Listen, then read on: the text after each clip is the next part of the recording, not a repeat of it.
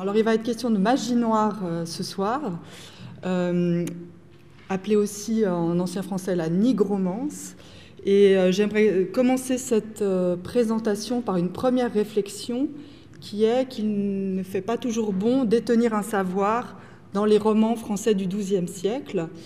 Si on met en série 3 romans du XIIe siècle qui sont le roman d'Alexandre de Paris, le roman de Tristan et Iseult de Béroul et le Cligès de Chrétien de Troyes. Je vais présenter un tout petit peu ces romans rapidement parce qu'ils sont très célèbres. Je pense que ce n'est pas nécessaire de faire une présentation trop poussée de ces 3 romans, mais on peut constater qu'on y trouve 3 mises à mort de personnages qui détiennent le savoir. Donc pour le roman d'Alexandre de Paris, il s'agit d'un astrologue, un devin astrologue, de même dans le roman de Tristan et Iseult, et dans Cligès, ce sont des médecins. Et à chaque fois, il y a une mise à mort violente, voire une mise à bas, c'est-à-dire que les personnages sont jetés en bas du ravin, jetés par la fenêtre. Donc il y a vraiment une volonté de mettre à terre ces personnages-là. Donc c'est le point de départ de ma réflexion pour aujourd'hui.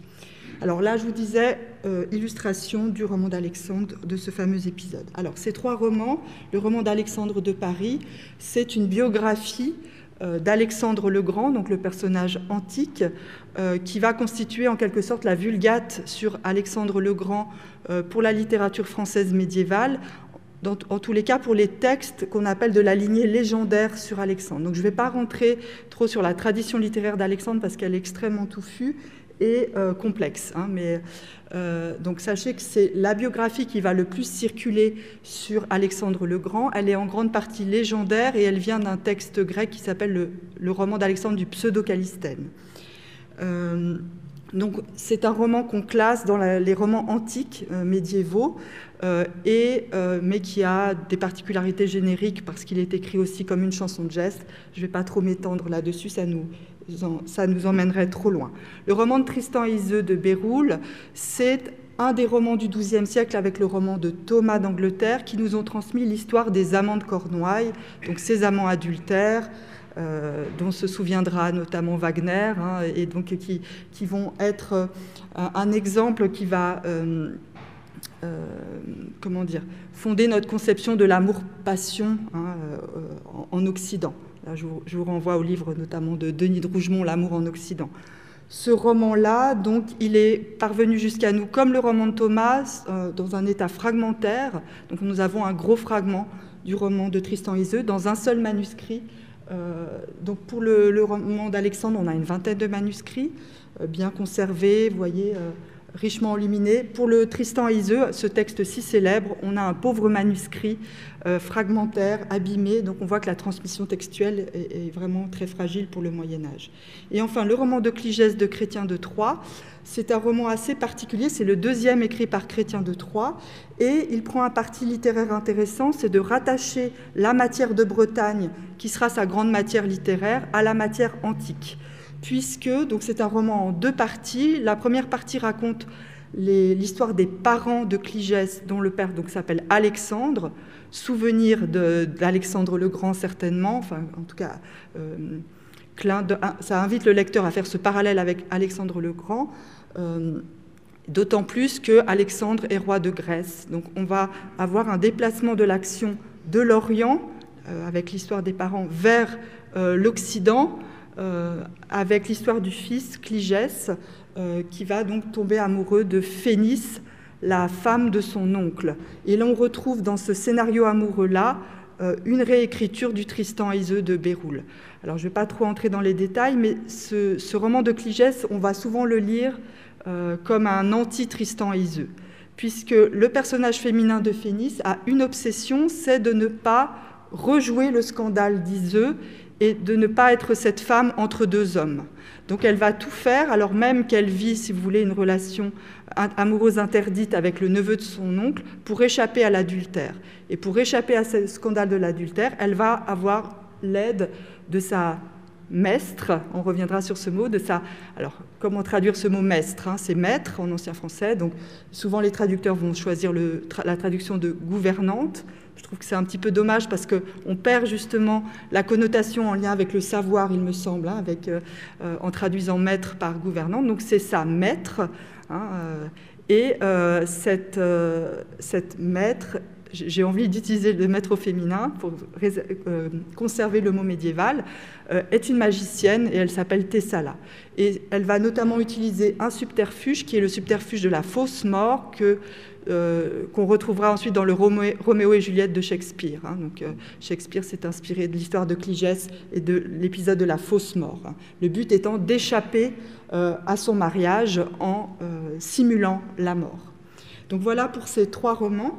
Donc vous voyez, le roman de Cligès, il est à la croisée entre le roman d'Alexandre, puisque l'action commence en Grèce avec un roi qui s'appelle Alexandre, et le Tristan Iseux, puisque les jeunes héros vont tenter d'échapper au sort de Tristan et Iseux.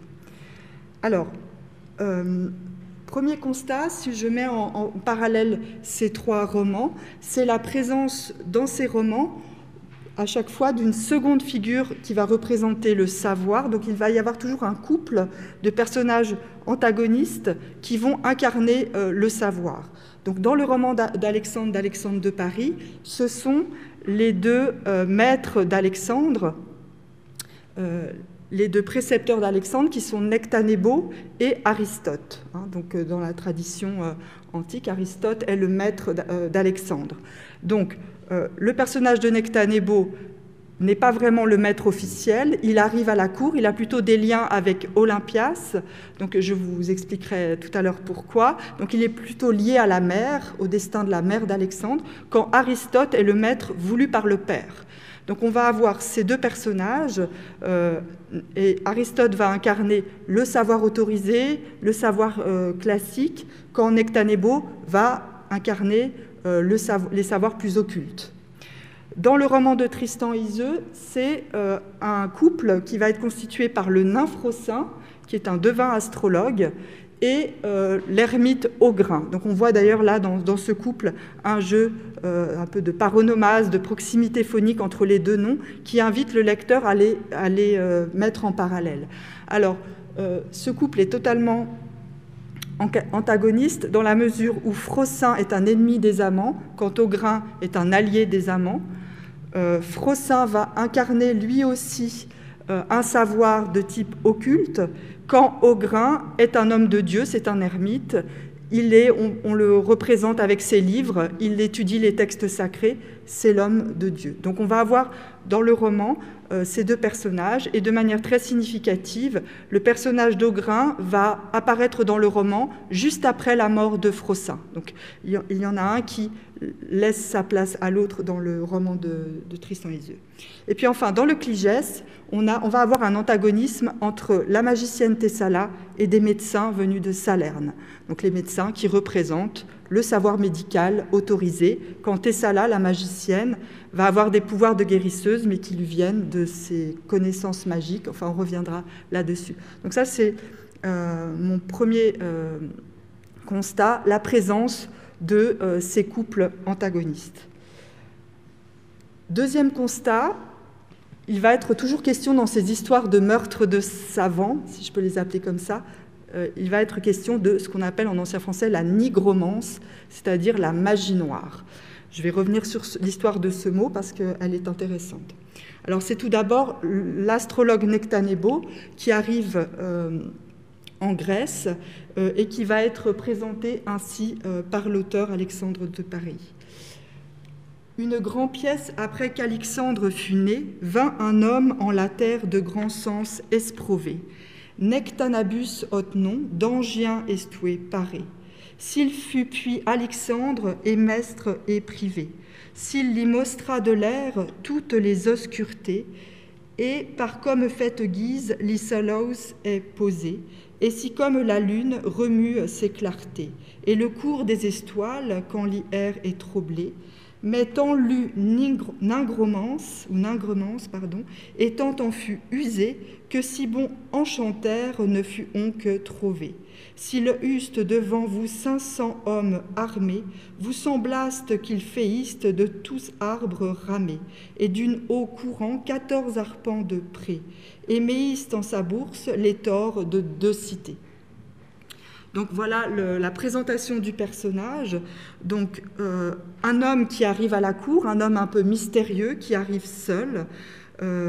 Et on voit ici l'exposé de ses différents savoirs. Donc il détient des savoirs de type astrologique, hein, il sait lire dans le ciel le cours des étoiles.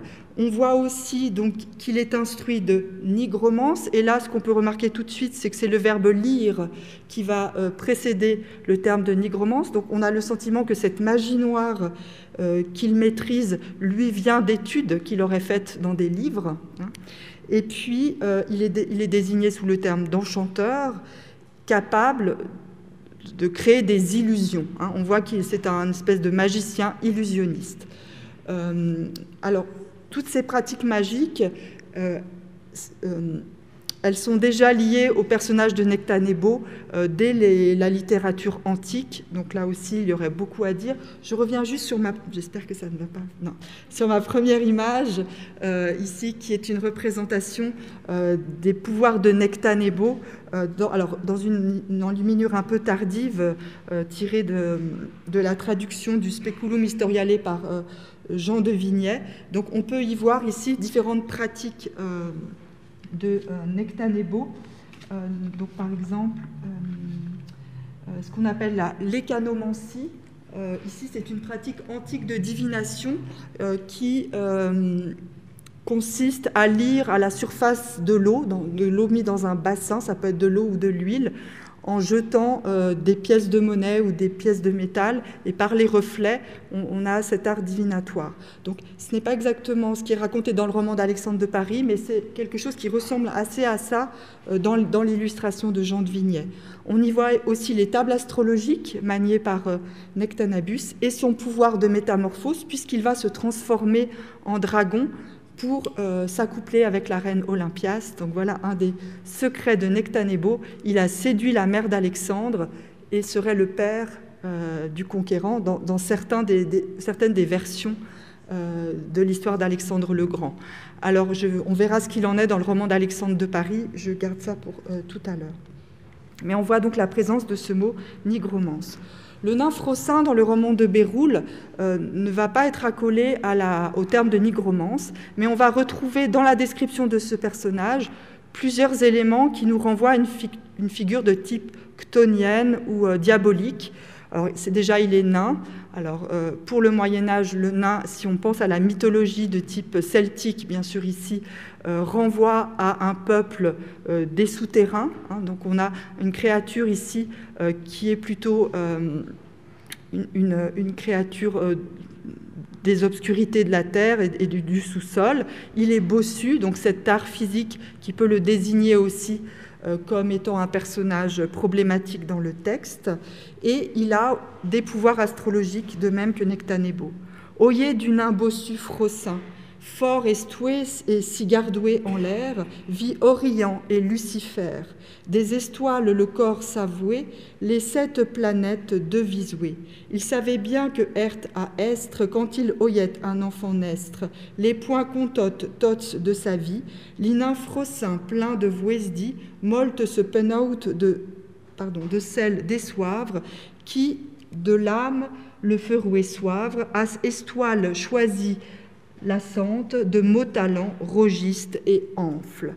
Donc on a ce personnage difforme qui est capable de rougir, d'enfler de colère, hein. Le mot Frosin peut renvoyer aussi au crapaud, donc à plusieurs éléments. Donc on a ce personnage plutôt connoté négativement par son portrait, qui se retrouve astrologue du roi Marc. Et c'est ce devin astrologue qui va donc être décapité par le roi Marc. Alors, pour Thessala, la maître de Cligès, eh bien, le terme de nigromance apparaît bien. Voilà le portrait qui est fait de ce personnage dans le roman de Chrétien III. Sa maître avouait nom Thessala, qu'il avouait nourri d'enfance, si s'avouait molte de nigromance, car s'estouait Thessala clamé, qu'elle fut de Thessèle née, où sont faites les déhablis, enseignées et établies. Car charret et charme font les femmes qui d'où païs sont.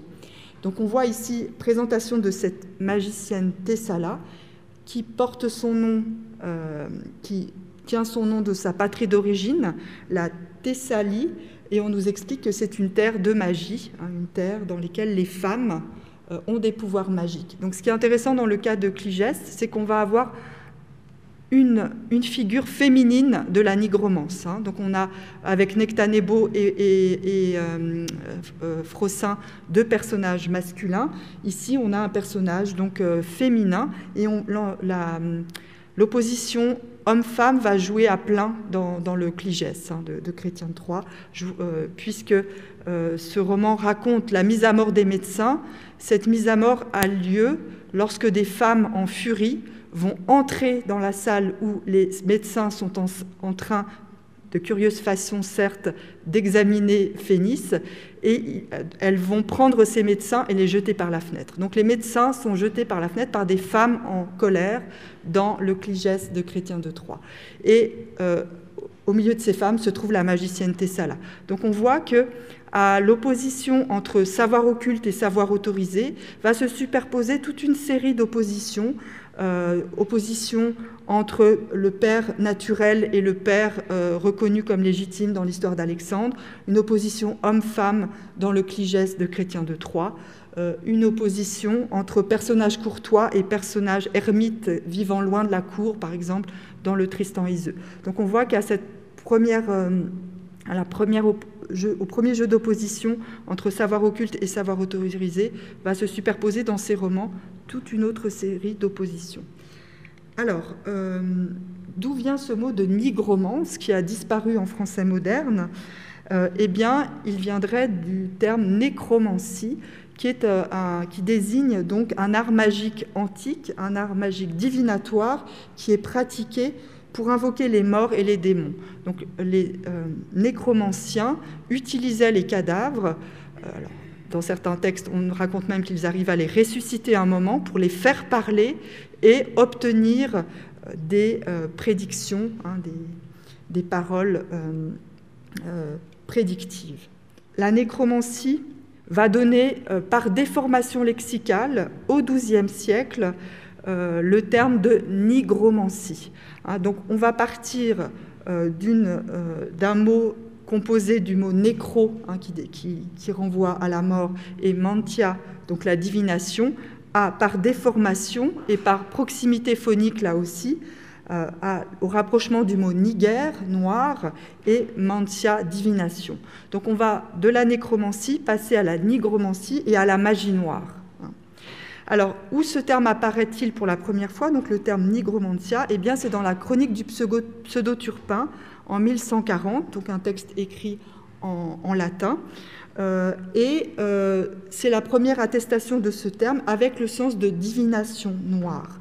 Donc dans la chronique du Pseudo-Turpin, on nous explique que à Aix-la-Chapelle, sur les murs du palais de Charlemagne, on a peint les 7 arts libéraux sous forme de figures allégoriques, mais qu'on a rejeté de cette décoration du palais la figure de nigromantia, parce qu'elle est exclue de la considérer comme un art libéral. Et donc, l'auteur du Pseudo-Turpin va qualifier cet art d'art adultérin, et il va expliquer que cet art est condamnable parce que pour qu'il soit efficace, pour qu'il soit efficient, eh bien, il faut avoir affaire aux démons, donc aux forces du mal. Donc cet art doit être rejeté et il est hors de question qu'il figure sur les murs du palais de Charlemagne. La figure allégorique est tout de même présentée dans le Pseudo-Turpin en portant un livre qui commence par ces mots « Incipit mors animae ». Ici commence la mort de l'âme. Donc on voit ici condamnation dès son apparition dans le lexique du mot de nigromantia. Jean de Salisbury, dans le Polycraticus, va reprendre ces termes-là, mais avec l'acception du terme de nécromancie. Donc on voit que le mot nigromantia est passé dans la langue latine, mais que son sens va encore fluctuer quelque temps. Donc, chez Jean de Salisbury, on a encore le lien entre nigromancie et interrogation des morts, ce qui montre bien que ici le mot nigromantia dérive de nécromantia, hein, donc ça confirme la filiation lexicale. Alors cet art divinatoire, il va être condamné par les clercs au Moyen-Âge. Donc c'est déjà le cas chez Isidore de Séville dans les étymologies, lorsqu'il consacre un livre qui s'appelle donc le De Magis. Il va présenter les arts divinatoires comme des arts qui sont propres aux anges déchus. Hein. Donc là, je vous ai mis quelques extraits en traduction en français moderne. Donc les nécromanciens sont ceux qui sont capables de ressusciter les morts pour qu'ils devinent et répondent aux questions qu'on leur pose. Hein. Et donc toutes ces choses, dit Isidore de Séville, l'habileté des démons est née, dans toutes ces choses, pardon, l'habileté des démons est née d'une sorte d'association nocive d'humains et d'anges déchus. Pour cette raison, tout cela doit être évité par le chrétien, complètement rejeté et condamné et totalement détesté. Donc on voit ici un rejet total des arts divinatoires et notamment de la nécromancie par Isidore de Séville.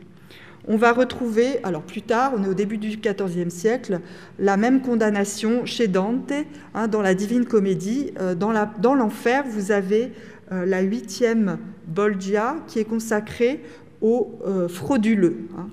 Et parmi ces frauduleux, ces tricheurs, on trouve les devins, astrologues, magiciens, sorcières, qui sont condamnés dans l'enfer de Dante à marcher à reculons, avec la tête, vous voyez, inversée par rapport à leur corps. Et c'est une manière de les punir de leur volonté d'avoir voulu regarder trop en avant, hein, c'est-à-dire d'avoir voulu savoir l'avenir, cette sorte d'hubris, hein, donc cette volonté d'avoir une sorte de la préscience qui normalement est propre à Dieu, hein, d'avoir eu cet orgueil-là, est condamné dans la Divine Comédie de Dante. Alors, cette condamnation, vous voyez, très forte, des devins et en particulier des nécromanciens ou des adeptes de la nigromancie dans la culture cléricale, on peut se demander si elle se retrouve dans la culture laïque des romans courtois. Alors, on pourrait avoir cette idée-là si on prend le roman d'Alexandre de Paris, où le nigromant Nectanebo est jeté en bas de la falaise. On pourrait avoir aussi cette interprétation si on pense à Froissart, l'astrologue devin, enchantéor, etc., décapité par le roi. Mais on voit tout de suite que ça ne marche pas avec le Cligès, où la magicienne Thessala gagne contre les médecins. Donc on a, vous voyez, ça ne fait pas système, on va dire. Alors, si on regarde d'autres romans du XIIe siècle, donc j'ai pris quelques extraits, donc là c'est à partir d'une recherche que j'ai faite dans les dictionnaires sur les occurrences du terme nigromancie. Ce qu'on peut remarquer, c'est que ou nigromance, quand ce mot apparaît dans les textes profanes et courtois, ils vont très souvent être associés à l'idée de l'éducation du savoir. Hein. Donc on avait déjà ça, vous vous souvenez, avec le portrait de Thessala, où l'auteur nous expliquait que cet art, elle l'avait appris depuis l'enfance, et on va avoir une rime topique qui va apparaître, qui est la rime nigromance-enfance, hein. Donc comme une matière scolaire qu'on aurait appris depuis l'enfance. Donc c'est le cas, par exemple, dans le portrait de Médée, qui est fait dans le roman de Troie de Benoît de Sainte-Maure. On voit aussi, par exemple, dans un petit extrait du Parthenopeu de Blois, que la nigromance va être mise en série avec des termes désignant les arts libéraux comme la physique, l'astronomie. Hein, donc, et physique et astronomie et nigromance leurs amis. Hein, on voit bien ici que nigromance est réconciliée avec les arts libéraux, contrairement à ce qui s'était passé dans la chronique du pseudo-Turpin, où la nigromance était rejetée, hein, de la Compagnie des Arts Libéraux. Et puis, dans Renaud de Beaujeu, on a le même, chez Renaud de Beaujeu, pardon, on a le même phénomène d'association de la nigromance avec les arts libéraux que sont l'arithmétique ou la géométrie. et l'astronomie. Et puis, dans un petit extrait, alors là, on est au XIVe siècle avec Machaut, La Fontaine amoureuse, eh bien, on voit cette rime science, nigromance qui apparaît. Donc, dans toutes ces occurrences-là, on voit que la nigromance n'est pas prise en mauvaise part, qu'elle est présentée comme un savoir, inculqué depuis l'enfance, un savoir de type, justement, savant, livresque. On avait vu que Nectanebo avait lu beaucoup de nigromance, donc on voit que c'est un savoir présent dans les livres, et c'est un savoir que l'on peut considérer tout aussi valable que les savoirs appris à l'école qui sont représentés au Moyen-Âge par les arts libéraux. J'avais remis ici le passage déjà admis avec cette rime enfance, nigromance, et tous ces jeux d'opposition, enfin, qui ne sont finalement pas mis en opposition entre, par exemple, déabli et établi. Donc ce sont des savoirs bien établis, même si ils sont qualifiés de diaboliques. Dans le roman de Cligès, le personnage de Thessala, la magicienne, la nigromancienne, va faire très fortement concurrence aux médecins. Donc certes, elle concocte des potions, elle va être capable de créer par exemple des rêves érotiques illusoires chez le mari de Phénice, première ruse utilisée pour que Phénice échappe à l'adultère. Elle va être capable de simuler la mort aussi pour protéger Phénice, la jeune fille, mais elle va aussi détenir des savoirs de type médicaux. Donc on a ce passage assez étonnant ici, je vais le lire peut-être en traduction cette fois. « Dites-moi si vous le savez où le mal est le plus sensible, car si quelqu'un doit vous guérir, vous pouvez compter sur moi. » Donc ici, Thessala s'adresse à Phénice. « Je saurais bien vous rendre la santé. Je sais guérir l'hydropisie et je sais bien soigner l'arthrite, l'esquinancie, la pleurésie. J'en sais tant en fait d'urine et de poux qu'à tort vous prendriez un autre médecin. Et, osons le dire, je m'y connais en enchantement et en charme, bien éprouvé et authentique, plus que n'en suis jamais m'aider. » Donc vous voyez ici l'alliance entre pouvoir magique, magie noire, les enchantements, les charrets, et ce pouvoir, j'ai envie de dire, positiviste, médical, connaissance des maladies, connaissance de l'examen de l'urine, du pouls. On va avoir un épisode aussi dans le Cligès où Thessala fait mine de soigner une femme qui est en réalité mourante pour recueillir son urine. Donc c'est un petit peu les stratagèmes antidopage avant l'heure. Donc elle récupère de l'urine d'une femme mourante et elle va la substituer à l'urine de Phénice pour tromper les médecins.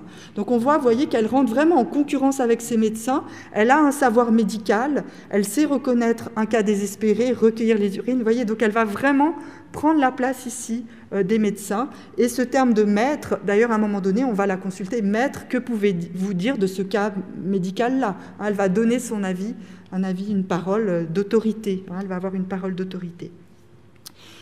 Donc on voit ici que la magicienne nigromancienne n'est pas, encore une fois, disqualifiée par son pouvoir.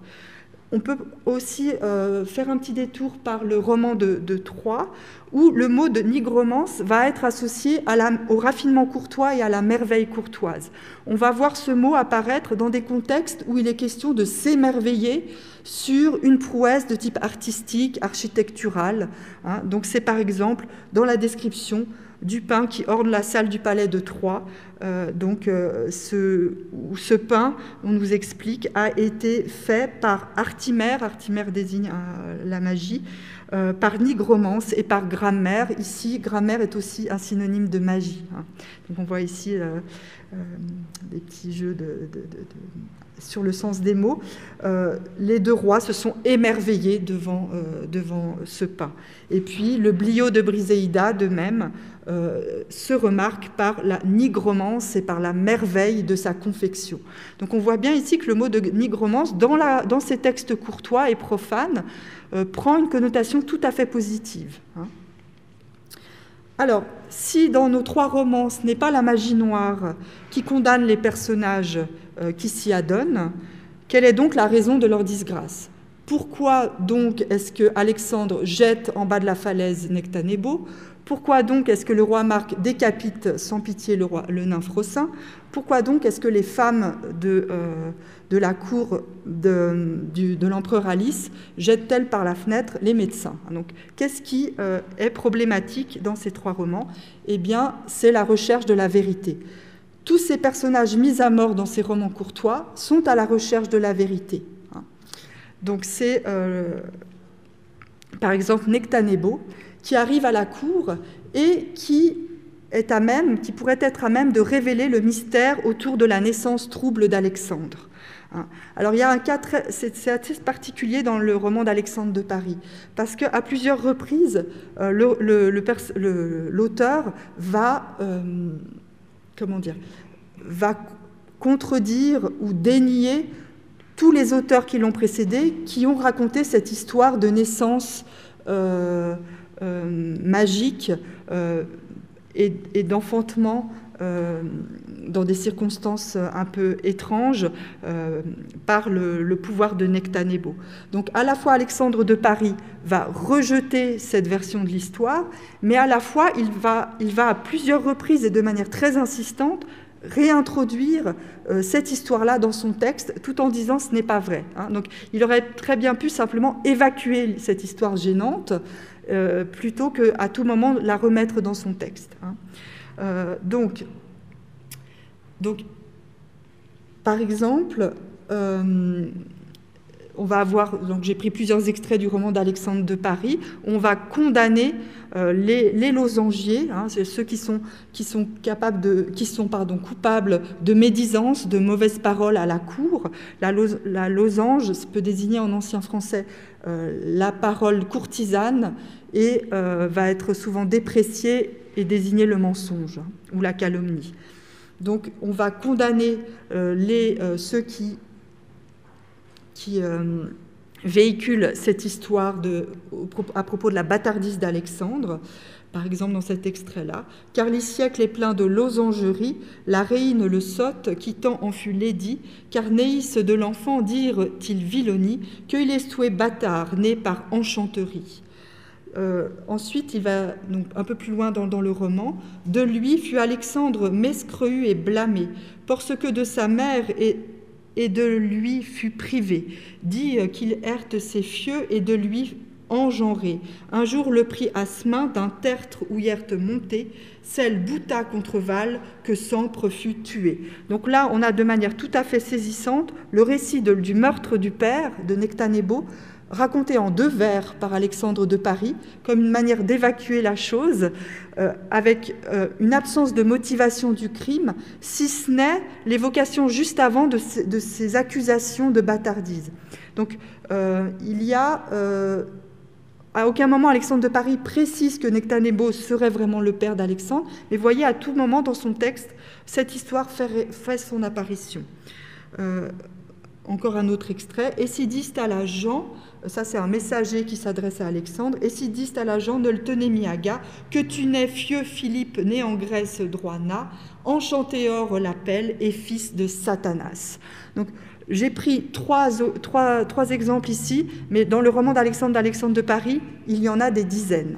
Donc, dès qu'Alexandre, par exemple, est opposé à un de ses ennemis, l'accusation de bâtardise va revenir. Donc c'est vraiment quelque chose qui est à l'horizon du roman et qui travaille le roman d'Alexandre de Paris. Donc mettre à mort Nectanebo, c'est aussi mettre à mort cette vérité qu'on veut taire. Dans le roman de Tristan et Iseult, Frosin est, à la cour de Marc, celui qui va mettre le plus d'énergie à prouver l'adultère. Donc il va utiliser plusieurs ruses, une des plus célèbres c'est la fleur de farine, il va utiliser aussi ses connaissances d'astrologie pour créer des sortes de pièges dans lesquels vont tomber les amants, et le but c'est pour tout le monde de faire un flagrant délit d'adultère. Donc Frosin est dans le vrai, puisque lui, il sait que les amants ont une relation coupable, il va être décapité. Quand l'ermite Augrin, qui va aider les amants, et notamment va aider à la réhabilitation des amants à la cour, va conseiller aux amants d'utiliser, cette expression est connue, célèbre à partir de ce roman, le bel mentir. Donc il va conseiller aux amants de faire un beau mensonge. Donc on voit que dans le roman de Tristan Iseult, celui qui est à la recherche de la vérité est puni, celui qui prône le mensonge est célébré, connoté positivement dans le texte. Je vais un peu vite parce que voilà, je vois qu'on est bientôt au bout. Dans le roman de Cligès, eh bien, les médecins se rendent compte que Phénice n'est pas vraiment morte. Elle va essayer d'échapper à l'examen médical, mais elle ne va pas y réussir totalement. Et donc, ils vont essayer de prouver qu'elle est en vie, alors, en la torturant. Hein. Donc, ils vont aller crescendo dans les violences qu'ils lui font subir, l'idée étant de la faire réagir et de prouver à l'empereur que sa femme est bien en vie. Donc, si on veut bien, les médecins ont vu juste, elle est bien en vie. Hein. Et les femmes, quand elles vont arriver dans la chambre et jeter les médecins par la fenêtre, vont court-circuiter cette révélation du vrai. Hein. Donc il faut supprimer ces paroles de vérité dans ces romans courtois. Alors, ce que je voulais dire, c'est qu'avec ces romans du XIIe siècle, ces romans courtois qu'on a vus aujourd'hui, on est vraiment à l'origine du genre romanesque. Hein. C'est un genre qui apparaît au XIIe siècle, donc c'est un genre qui est tout neuf. Ce genre, il va servir à quoi? Eh bien, à ennoblir et promouvoir la culture laïque et courtoise. Hein. Et également, bien sûr, le français comme langue de culture. Cette émergence et cet ennoblissement de la culture courtoise va se faire parfois dans un rapport un peu polémique avec la culture cléricale. On a bien vu avec l'exemple de la nigromance qu'on a deux conceptions vraiment opposées de la chose dans les écrits cléricaux et dans les écrits courtois. Hein. Donc on voit qu'il y a sur cette question du savoir, qui est une question clé, hein, des positions très tranchées. On a pu voir que finalement, dans nos textes, on est au XIIe siècle, la magie noire n'est pas encore condamnée en tant que telle. Elle le sera plus tard, au XIIIe, XIVe siècle. Donc là, j'ai une bibliographie à votre disposition, si jamais vous la voulez. Je n'ai pas exposé ici pour gagner du temps, mais si vous avez des questions ensuite de références d'images ou de bibliographie, je pourrais vous renseigner. Donc c'est Jean-Patrice Boudet qui montre dans un livre consacré à la magie noire et à la magie noire que, eh bien, il y a une situation assez différente entre le XIIe, XIIIe siècle et le XIVe, XVe siècle. Au XIIe, XIIIe siècle, c'est la situation dont a parlé un petit peu la semaine dernière Rose de Lestre. C'est une situation d'assez grande ouverture et curiosité par rapport aux arts divinatoires. Donc on redécouvre les traités arabes, les traités aussi antiques sur la magie, et tout ça intéresse beaucoup les intellectuels et les auteurs. Donc il y a encore une appréhension assez ouverte et curieuse de la chose.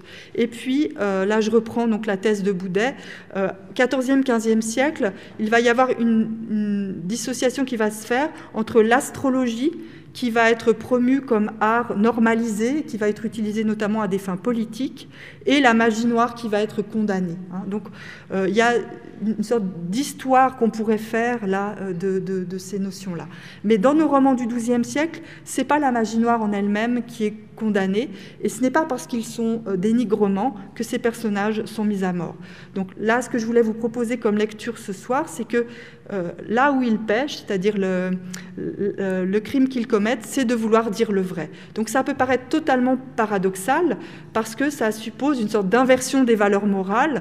Moralement, on aurait tendance à dire la vérité, c'est bien, hein, c'est ce qu'on répète toujours aux enfants, mentir, c'est mal. Alors ce dont on peut se rendre compte dans ces romans, c'est que mentir, c'est bien. Créer de la fiction pour échapper à un réel difficile, contraignant, eh bien, le recours au mensonge, à la magie noire, à la fable, est souvent un recours qu'il faut utiliser et qui va être valorisé dans ces textes. C'est aussi, bien entendu, une manière de valoriser la fable et la fiction. Hein, on est dans les romans. Voilà. Et puis, finalement, toutes ces vérités-là qui sont condamnées, de quel ordre est-ce qu'elles sont? Eh bien, ce sont des vérités souvent qui sont en lien avec une connaissance, ce sont des vérités d'ordre sexuel. Il va s'agir de cacher une relation adultère, la naissance d'un enfant illégitime et aussi des connaissances, alors j'en ai pas trop parlé, mais de type ontologique sur la vraie nature des hommes. Froissart est décapité parce qu'il veut savoir la vérité sur les amants, mais il est aussi surtout décapité parce qu'il révèle un secret du roi Marc, qu'il était seul à savoir que le roi Marc possède sous son bonnet des oreilles de cheval. Et bon, ça c'est encore une autre histoire.